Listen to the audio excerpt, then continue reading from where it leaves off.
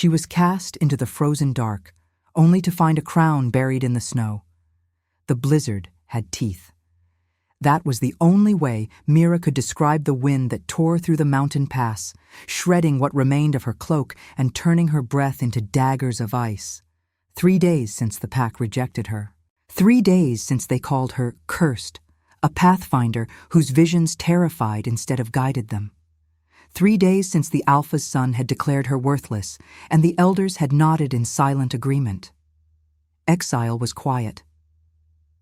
That's what no one told you about banishment. It wasn't dramatic, it was just cold, just lonely.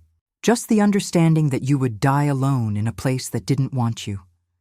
Mira had stopped trying to survive yesterday. Now she was simply waiting. The silver moon hung between the storm clouds like a watching eye, and she could feel it, that familiar pull in her chest, the one the pack elders said was devil's work. It sang to her. The moon always did.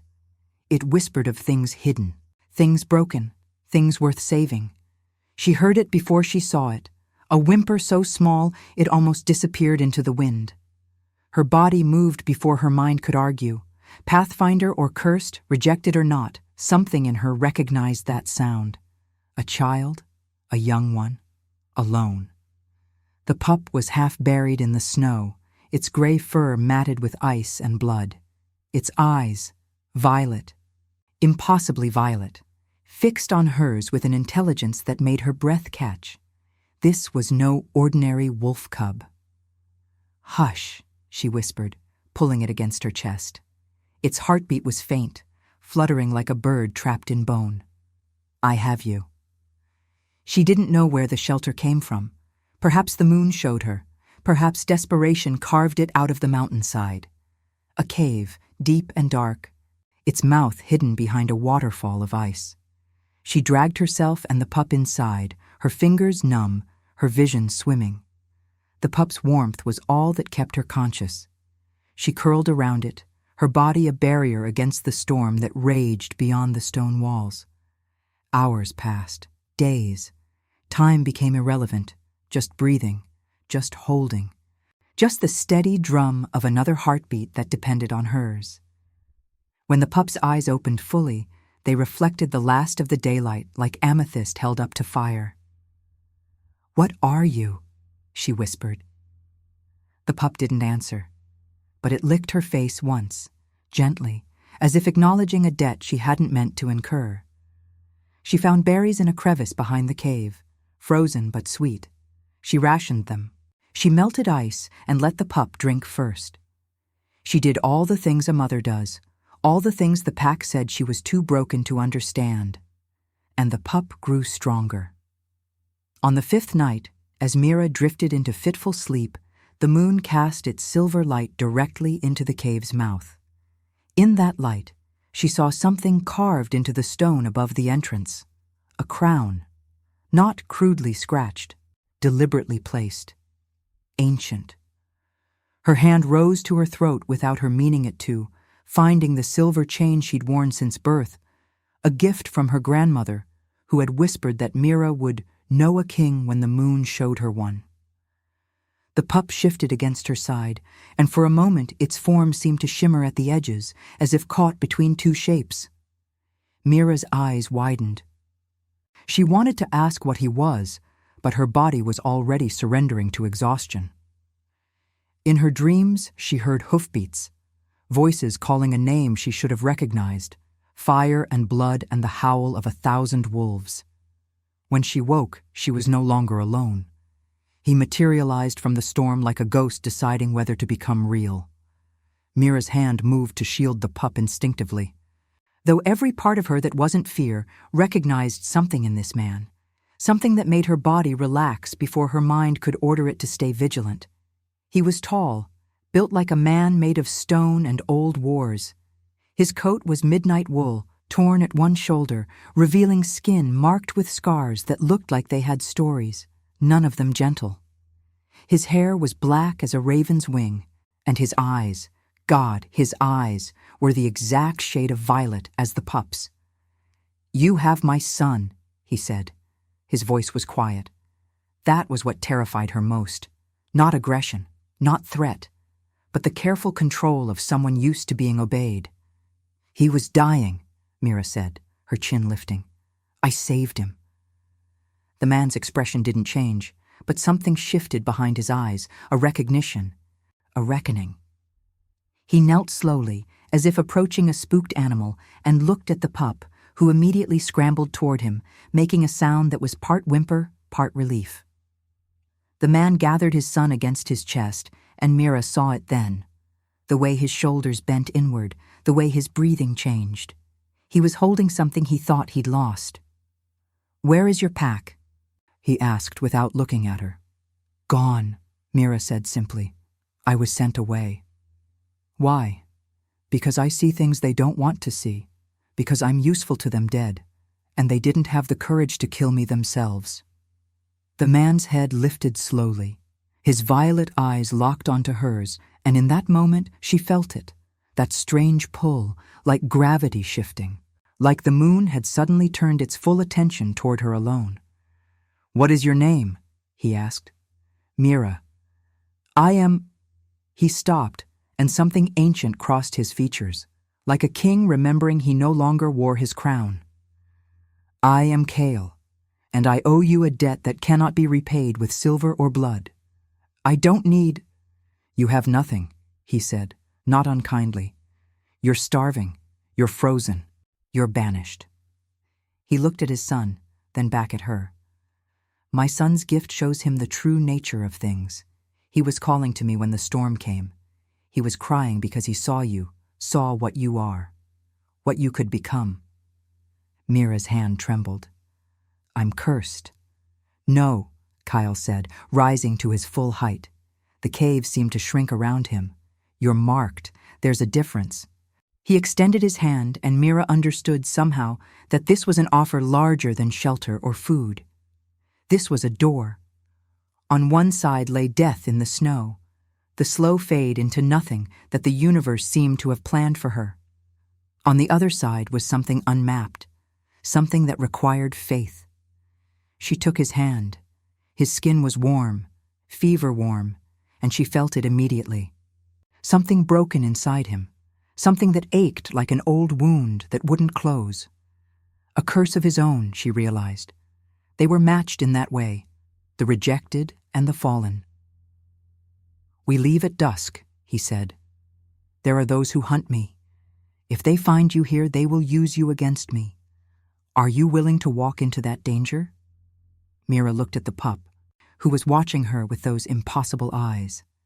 She thought of the crown carved into the stone. She thought of her grandmother's whisper about kings.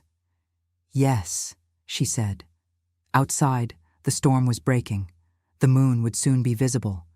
And Mira still didn't know that the man before her had once ruled an empire, or that saving his son had just changed the course of her own destiny in ways she couldn't yet fathom.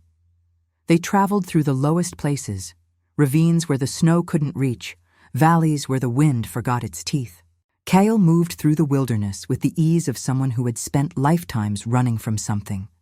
The pup, whom he called Ashrin, grew stronger each day, and Mira found herself watching the boy. He was a boy when he wasn't a wolf, with the fascination of someone witnessing impossible things. He could change at will, fully. Not the half-shifts that some pack members managed, but complete transformation. And his eyes remained violet in either form, marking him as something far beyond ordinary wolf kind. On the third night, they found the shelter, a ravine so deep and narrow that the sky was barely a memory.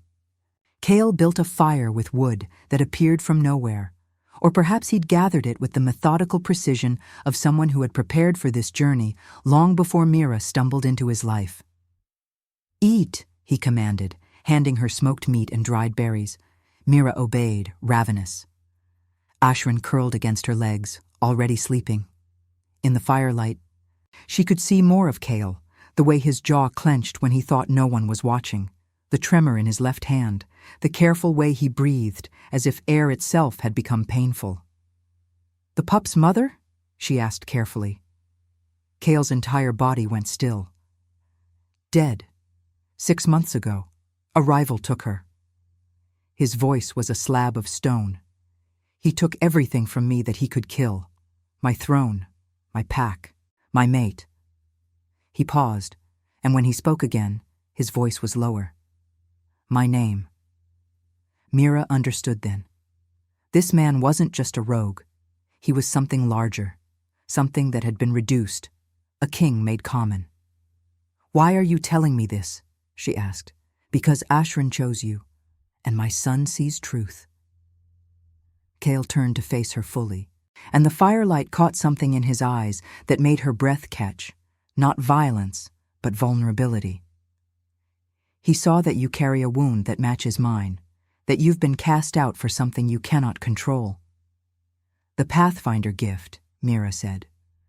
A gift, Kale corrected, that terrifies lesser wolves because they cannot fathom it. But I know what you are, Mira. I've read the old texts. Pathfinders are rare. They are chosen by the moon itself, marked to see between worlds, to navigate the impossible paths. The pack called it the Devil's Mark. Your pack, Kyle said, was led by cowards. They sat in silence, the fire crackling between them. The ravine was a cathedral of stone, and the moon, impossibly, was visible even here, a silver disk watching from above. We cannot stay long in any one place, Kale said eventually. There is a hunter called Valdris. He was my brother once. Now he claims my throne, and he will not rest until he's found us. If he discovers you exist, he will use you to draw me out. Then we move on, Mira said simply. The journey will be dangerous. You're still weak. The mountains ahead will test every part of you. Mira looked at Ashran, sleeping peacefully against her side. She thought of the cave, the dying pup, the choice she'd made without knowing its weight. I've already died once, she said, when my pack rejected me. Everything else is borrowed time. Kyle leaned forward, and in the firelight she saw something in his expression shift, a crack in the stone facade, a glimpse of the man beneath the rogue. Then we will die together if we must, but first, we run. He stood and extended his hand to pull her up. When their palms touched, Mira felt it again, that pull, that recognition. The moon seemed brighter suddenly, more present. In the comments of your heart, tell us, where are you in this moment? What hour finds you listening to the confessions of the broken and the royal? We wish to know how far these northern sorrows travel, and at what moment they find your soul. 3 weeks into the mountains, Mira began to understand Kale's curse. It wasn't a visible thing, no scales or deformities or bleeding wounds. It was the way his breath sometimes came in gasps, as if something was clawing at his lungs from inside. It was the way his left side would suddenly fail him mid-stride, as if gravity had changed its allegiance. It was the way he sometimes looked at his own hands, as if they belonged to someone else. Poison, he explained one morning as they rested in a cave overlooking a frozen valley. A slow-working thing. My brother, Valdris, he administered it over months. It was meant to break me slowly enough that I would appear weak to the pack, so they'd choose him over me. Instead, it broke me completely. Can it be cured? Mira asked. Once, perhaps. There was a healer in the northern temple, but she's dead now, and the temple burned. Kale's expression was flat. I've made peace with dying. I haven't, Mira said fiercely.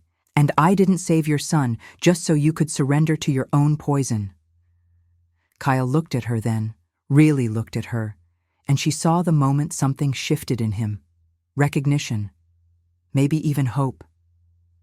That night, as Ashran slept between them, Mira felt it for the first time. A vision that wasn't terrifying or cursed. It was clear. A path.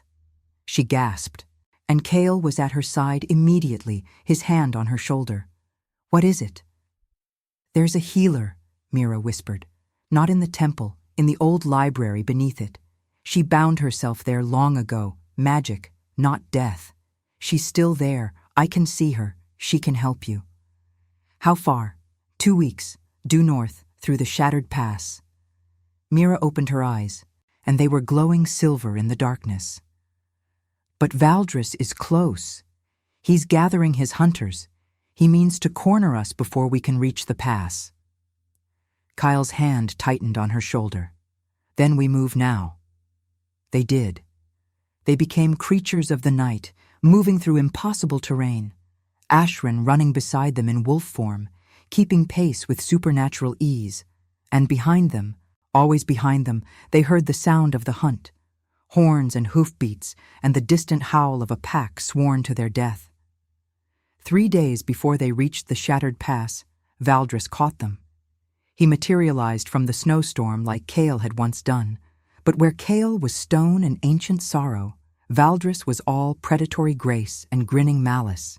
He looked similar to Kale, the same dark hair, the same sharp features, but his eyes were black as rotted wood. "Brother," Valdris called, his hunters forming a circle around them. "You look diminished. How fitting." "Let the woman and child pass," Kale said, his voice steady. "Your quarrel is with me." "No," Valdris said, and his eyes turned to Mira. "The Pathfinder. I felt her power from 3 miles away. She's the one who's been healing your poison, isn't she? Remarkable." He smiled, and it was all teeth. "She'll make an excellent cage. Once I have her, you'll do whatever I ask." Mira felt it then, the true power of her gift, ignited not by fear, but by fury. The moon above seemed to crack open, pouring silver light directly onto the snow. She felt herself glowing, felt the very air bend around her, felt the earth recognize her as something more than human. "No," she said, and her voice was the voice of the moon itself. "You will not touch him. You will not touch the child. You will leave, or I will make you." For a moment, Valdris hesitated. Then he laughed, a sound like breaking ice. But he didn't attack. Instead, he turned his hunters and rode back into the storm. "They'll return," Kale said, his voice awed and afraid. "Mira, what you just did—" "I know what I am now," she said simply. "And I know I'm not cursed." The shattered pass was a graveyard of stone and wind. Ancient pillars, carved by hands long dead, jutted from the mountainside like the ribs of some vast creature. Snow spiraled between them in patterns that Mira could read like language, and she guided them through with the certainty of someone who had walked these paths in dreams. Ashran clung to her shoulder in his half-form, small enough to carry but strong enough to hold tight. He'd stopped shifting fully around her, as if he sensed the depth of her power and was still learning how to be near it without breaking.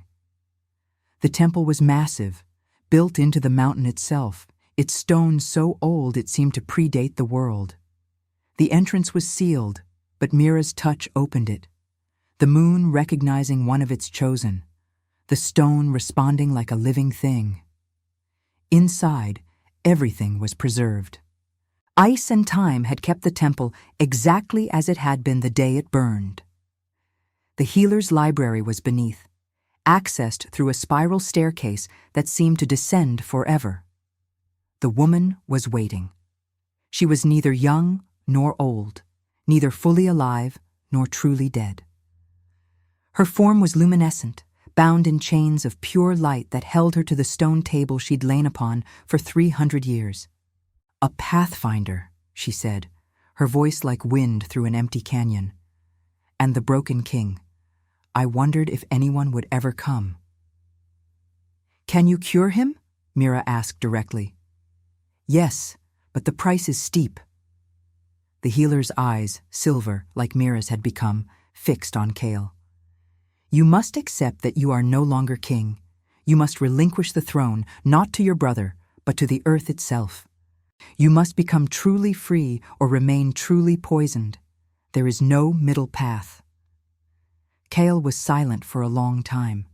Mira could feel the war inside him, the pride of a king, the weight of a crown he no longer wore, the desperate need to be healed. "I release it," he said finally, his voice hollow.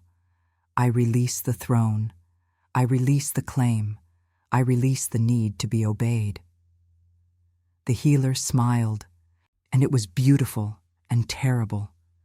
The chains of light unbound themselves from her form and reached toward Kale instead, wrapping around him, sinking into his skin.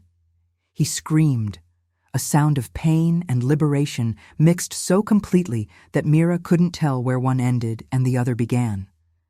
When it was finished, Kale collapsed. But when he opened his eyes, they were different. The tremor was gone from his hands, his breathing came easy, and in his expression was something that looked like peace. "The poison is gone," the healer said. "But know this, you are no longer what you were. The king is dead. A man remains. That is both curse and mercy." "What will happen to you?" Mira asked.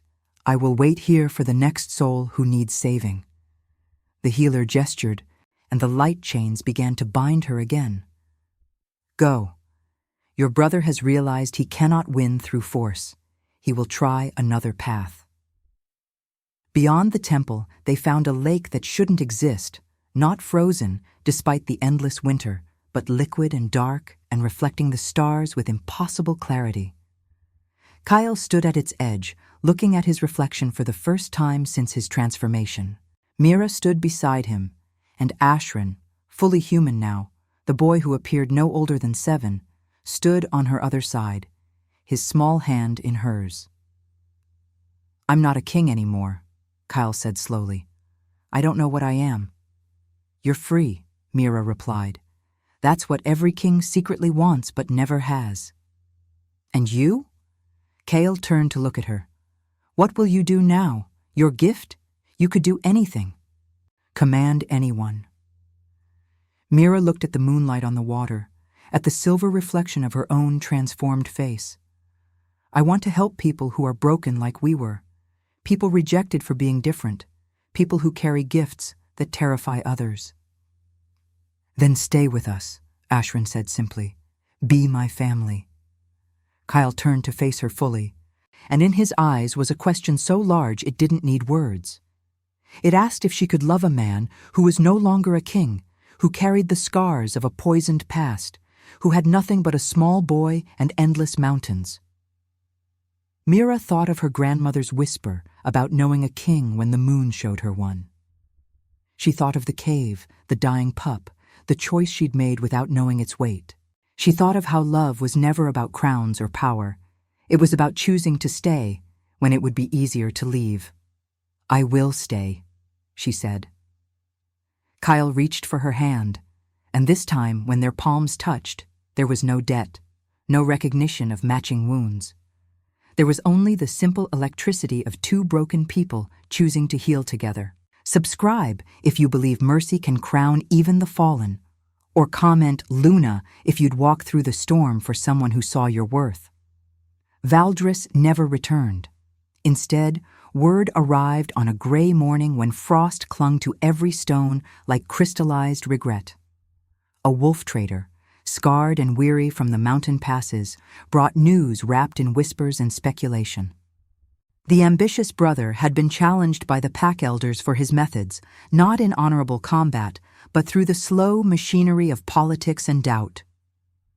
Without Kale present to fight him, without the drama of a deposed king's return to justify his rule through blood, Valdris's hold had simply crumbled like ancient stone exposed to wind and time. Mira listened from the doorway of their sanctuary as Kale received the traitor in the great hall, a space carved from mountain rock, lit by torches that never seemed to need replacing.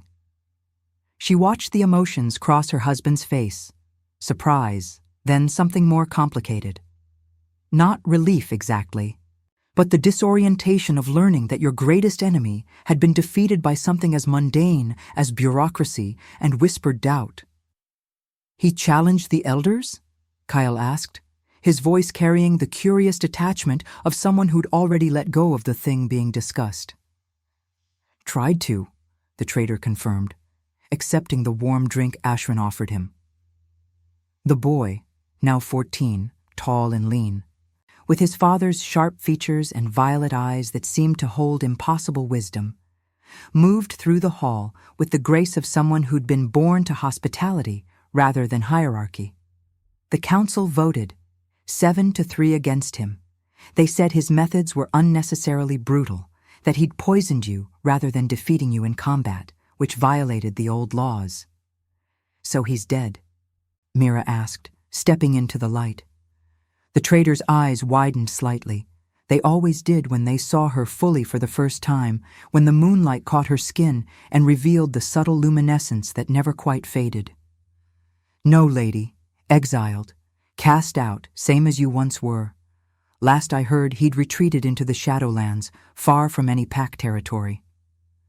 Kyle and Mira exchanged a glance, and in that look was the understanding of two people who'd learned that power was often nothing more than an agreed-upon fiction.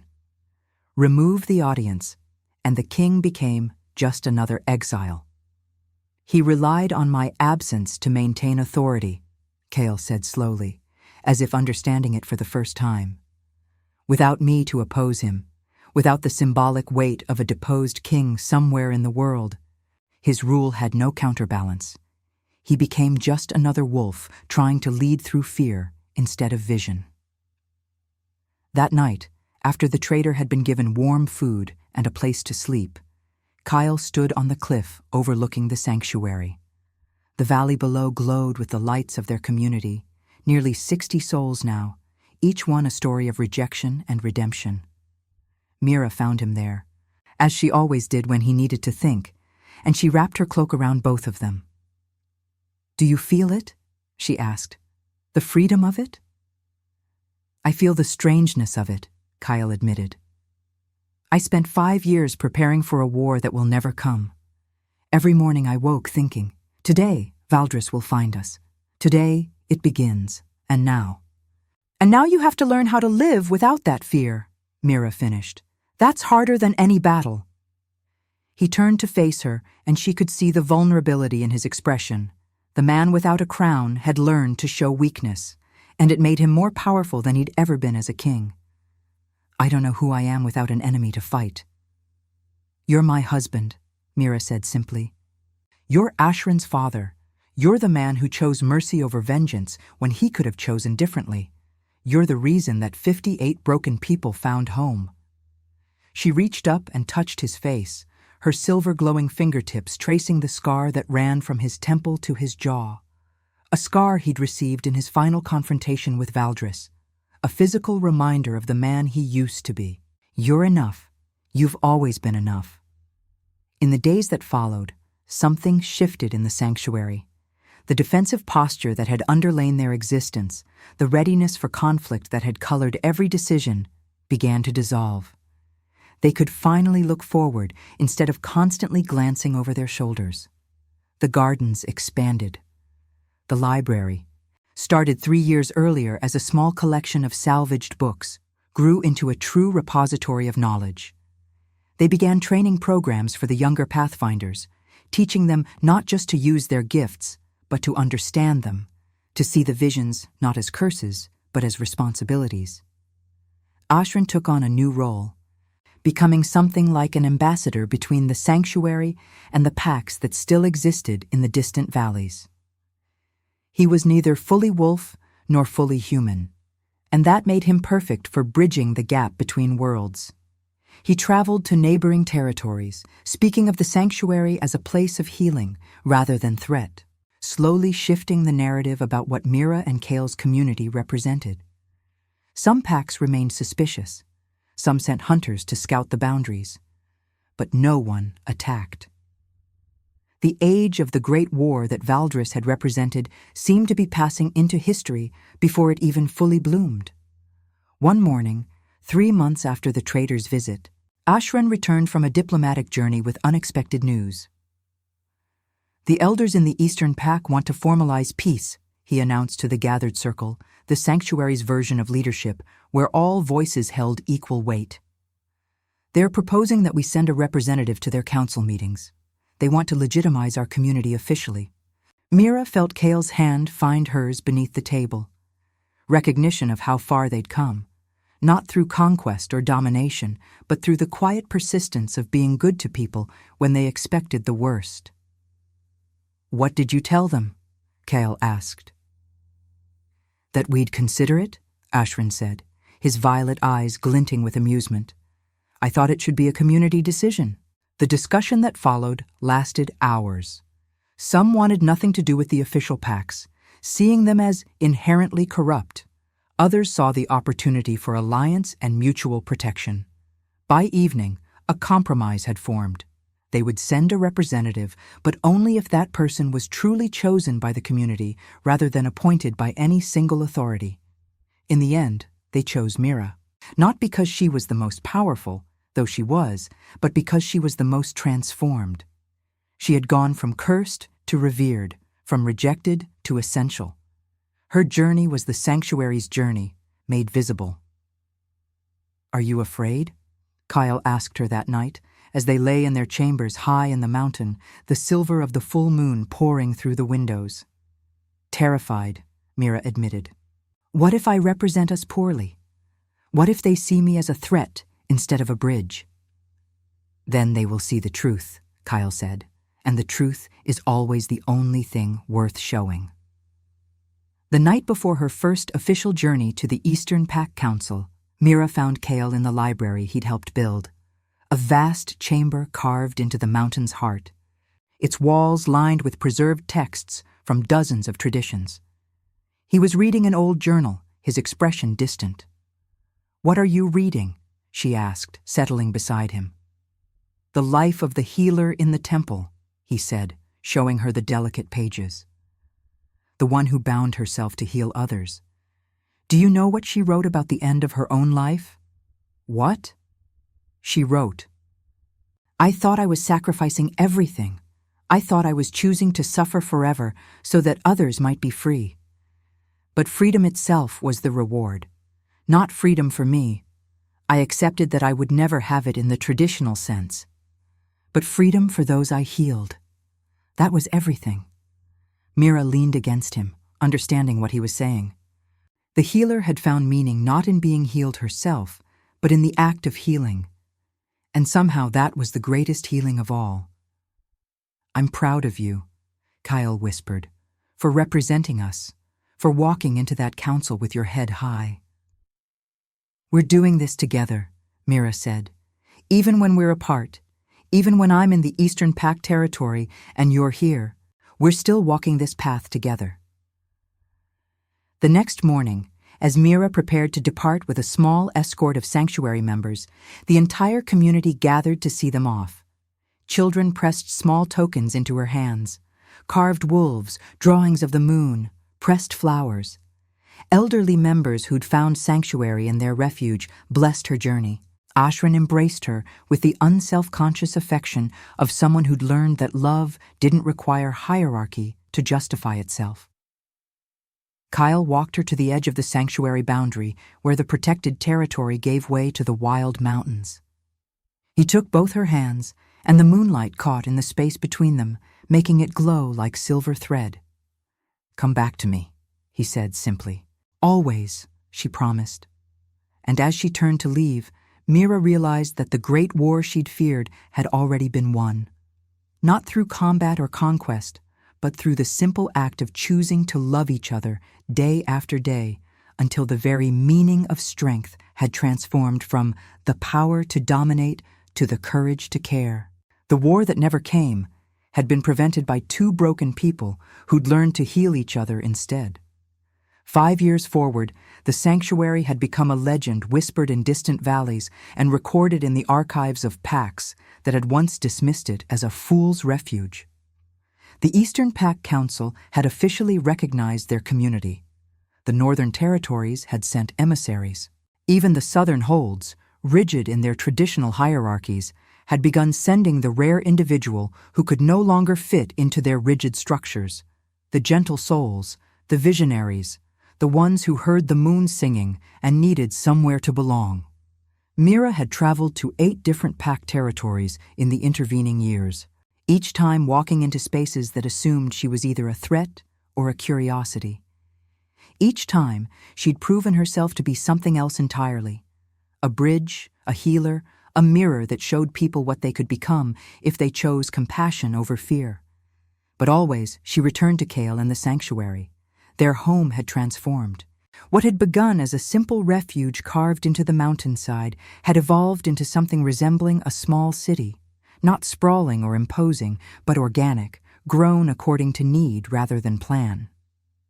The great hall where they'd first heard of Valdris's fall had been joined by dozens of smaller structures, workshops where pathfinders learned to control their gifts, gardens where impossible plants grew in the eternal winter, flowers that bloomed on snow, vegetables that thrived in eternal cold, libraries, healing chambers, communal spaces built around great hearths. Kyle had become something unexpected, not a ruler, but a teacher. He spent his days working with the younger wolves, teaching them about the history they'd escaped from, helping them understand that the hierarchies they'd been raised to accept were choices, not inevitabilities. He moved through the sanctuary with a quiet authority that came not from power, but from earned respect. Their children, 3 by then, each bearing traces of both their parents' gifts, had grown into remarkable individuals. The eldest, Lyra, possessed her mother's silver luminescence and her father's strategic mind. She was 17 now, tall and striking, and she'd taken on the role of coordinator for the sanctuary's expanding diplomatic efforts. The middle child, Cale Jr., was 15 and quietly revolutionary. He'd begun documenting the old pack laws and writing new interpretations that centered consent and choice rather than hierarchy. The youngest, Ella, was only 7, but already her gifts were manifesting in strange and beautiful ways. She could see the threads of emotional connection between people and could somehow strengthen or heal them through song. Tonight was the 5th anniversary of Mira's first official journey to the Eastern Pack Council, and the entire sanctuary had gathered in the Great Hall for a celebration that mixed tradition with innovation. There were the old songs of Wolfkind, but they'd been rewritten by sanctuary members to celebrate themes of freedom and choice rather than dominance and submission. There was feasting, but the meal was communal, everyone eating together rather than hierarchically, in the old pattern where the alpha ate first and best. Kyle found Mira in the library at sunset, as he'd known he would. She was standing at the window that overlooked the valley, the window that had become something like their shared meditation space over the years. The light was turning the snow gold, and she glowed within it like a captured star. 5 years, she said, not turning, but reaching back to find his hand. Do you remember the day I left? I remember being terrified, Kyle admitted, drawing her close. Not of what they might do to you, but of what you might discover about yourself in their world and decide you didn't need to come back. Impossible, Mira said simply. My home is here. My home is you. He turned her to face him, and she could see the man he'd become over 5 years of peace. The constant tension had left his shoulders. His eyes, which had once held the exhaustion of perpetual survival, now held something like joy. The scars remained, physical reminders of who he'd been, but they'd become stories rather than wounds. I have something for you, Kyle said, producing a small box carved from moonstone, a material that was rare and precious, found only in the deepest caverns beneath the sanctuary. Inside was a rose, not made of ice this time, but of pure starlight, held together by magic and will and 5 years of unbroken devotion. It glowed softly in her hands, and she understood immediately what it meant. It won't fade, Kyle said. As long as we're together, as long as we keep choosing each other, it won't fade. It's beautiful, Mira whispered. So are you. He took the rose from her hands and set it gently on the windowsill, where it caught the last rays of sunset and multiplied them into something even more radiant. I was sent away to die, he said, echoing the words she'd spoken once.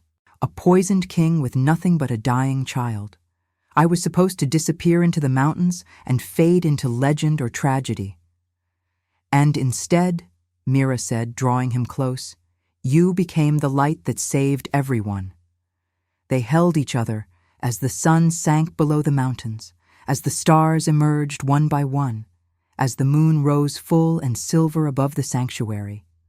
Through the windows, they could hear the sounds of celebration, laughter, song, the simple joy of people who'd been broken and had learned how to heal. The sanctuary had grown beyond anything they'd initially imagined. There were now permanent alliances with 5 major pack territories. 3 smaller communities, inspired by their model, had been established in different mountain ranges. The old hierarchies were beginning to shift, slowly but inevitably, as people realized that there were other ways to organize society. Ways that didn't require domination or submission, just cooperation and choice. But none of that mattered to Kale and Mira in that moment. What mattered was the simple fact of their continued existence together, the miracle of having been saved by love when the world had expected them to die alone. Later that night, as the celebration continued in the great hall below, they received an unexpected visitor. A lone wolf, white as new snow, emerged from the darkness beyond the sanctuary boundaries. The guards recognized the symbols carved into her armor, an emissary from the deepest northern territories, places that had remained isolated even as the rest of the wolf-kind world shifted. She requested an audience with Kale and Mira immediately. They met her in the council chamber, a neutral space designed for difficult conversations. The wolf woman, she revealed herself to be named Isara, keeper of the ancient libraries in the far north, carried news that would reshape everything. The wolf-kind archives, she began without preamble, contain records of pathfinders far older than any currently living, and in those records there is a prophecy. She pulled an ancient scroll from her satchel, its edges so delicate they seemed on the verge of crumbling to dust. It speaks of a time when the hierarchy that had divided wolf-kind for millennia would collapse. It predicts the rise of leaders who ruled through compassion rather than fear. And it names the catalyst. She looked at Mira, and her expression was one of profound reverence. "You," Isara said. "The prophecy names a woman who glows with the moon's light, who is rejected by her own kind and becomes the bridge that transforms all of them. It says she will walk into spaces that fear her and gradually teach those places that mercy is stronger than any law." Mira felt Kale's hand find hers beneath the table. "We don't believe in destiny being fixed," Mira said carefully. "We believe in choice." "Yes," Isara said, a slight smile crossing her face. "That is exactly what the prophecy says you would say. It also says that you would transform the meaning of destiny itself, that you would teach the wolf-kind that we are not slaves to fate, but architects of it, that the greatest strength is choosing your own path again and again, despite the fear." Isara remained in the sanctuary for 3 months. During that time, she worked with the library team, including Kale Jr., who was fascinated by the implications of ancient texts that contradicted everything his birth pack had taught him about hierarchy and destiny. She trained Lyra in diplomatic protocol that went far beyond what the Eastern Pack Councils had taught her. She spent hours in the healing chambers learning about the sanctuary's methods, comparing them to the traditions of the far north. When she left, it was with promises of official alliance from the northern territories and with copies of the ancient texts, carefully preserved for the sanctuary's growing library. After she was gone, Mira and Kale stood again at their window in the library. The starlight rose still glowed on the sill, eternal and beautiful. "Do you believe in it?" Kyle asked. "In destiny?" "I believe in this," Mira said, placing her hand over his heart. "I believe that broken people can choose to heal each other. I believe that rejection can become connection. I believe that we were meant to find each other, not because some cosmic force willed it, but because we both chose survival and then chose each other over survival. That's the only destiny I need." 10 years after the first night in the cave, the sanctuary had officially become something unprecedented, a recognized territory in the wolf-kind world with status equal to the traditional packs. Their laws, built on consent, choice, and compassion, began to spread, not through conquest, but through inspiration. Young wolves from every territory came to learn their methods. Pack leaders began implementing similar systems, not from fear, but from evidence that these approaches actually worked better. The eternal winter that had once seemed like a curse became a blessing in a different form. The sanctuary's territory, isolated in the high mountains and difficult to access, protected them from the worst of the world's violence and change. Within it, something remarkable had been built, a society where the rejected became the heroes of their own stories. Kale and Mira aged, as all beings must, but their aging was graceful, marked by wisdom and love rather than exhaustion. They became elders, not rulers, but teachers. They held counsel with other leaders who sought their counsel. They mentored the next generation of pathfinders and reformed wolves, always emphasizing the same core belief, that you were not defined by what was done to you, but by what you chose to do in response. Their children grew into remarkable adults who carried on their parents' work, each in their own way. Lyra became a diplomat whose negotiations helped multiple territories adopt reformed governance structures. Kale Jr. became a historian whose writings would eventually be required reading in sanctuary schools. Ella, the youngest, developed her gift into something that transcended mere emotion sensing. She became a healer of psychological trauma, helping wolves release the patterns of domination that had been bred into them. On the night of their 20th anniversary together, Mira stood alone in the library one last time. Kyle was sleeping in their chambers. He tired more easily now, though his spirit remained fierce and present. She held the starlight rose, which had somehow become more radiant over the decades, its light now feeding the sanctuary's eternal flames. She thought back to the blizzard, to the dying pup in the snow, to the moment she'd chosen to save something that had been deemed worthless by everyone else. She thought about how that single choice had transformed everything, not just her life, but the lives of hundreds who had found refuge in the sanctuary's walls. The moon, visible through the library window, seemed to pulse in acknowledgement. In the comments of your heart, tell us, what is your moment of redemption? Where in your own winter did you find the courage to save something, or someone, that mattered? We wish to know how far the message of transformation travels, and at what moment it finds the soul that most needs to hear it. Like, comment, and subscribe. Because every heart that joins our moon keeps the flame of redemption alive, not just for the stories we tell, but for the lives we change through the simple, radical act of choosing compassion when the world demands cruelty. Because that is the only war worth fighting. The war to prove that the broken can become whole, that the rejected can become royal, that love, fierce, stubborn, eternal love, can redeem a world that thought itself beyond saving.